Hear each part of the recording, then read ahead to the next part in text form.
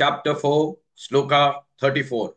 Tadvidhi pranipatena, tadvidhi pranipatena, tadvidhi pranipatena, pariprashnena sevaya, pariprashnena sevaya, pariprashnena sevaya, tadvidhi pranipatena, pariprashnena sevaya, tadvidhi pranipatena, परिप्रश्नेन सेवया तद्विद्धि प्रणिपातेन परिप्रश्नेन सेवया तद्विद्धि प्रणिपातेन परिप्रश्नेन सेवया तद्विद्धि प्रणिपातेन परिप्रश्नेन सेवया उपदेक्ष्यन्ति ते ज्ञानम् उपदेक्ष्यन्ति ते ज्ञानम् उपदेक्ष्यन्ति ते ज्ञानम् ज्ञानिनस्तत्त्वदर्शिनः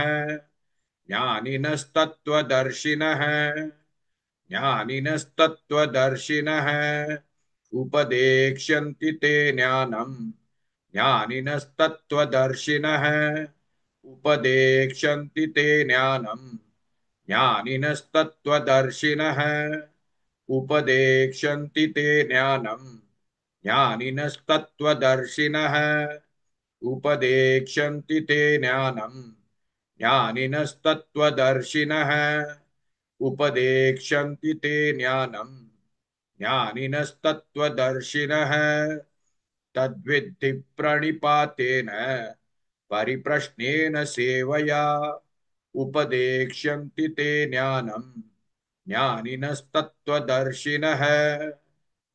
Please like and share this video because you could be instrumental in helping someone around the world recite the Srimad Bhagavad Gita, thereby helping them to have a life of unending opulence, victory and prosperity.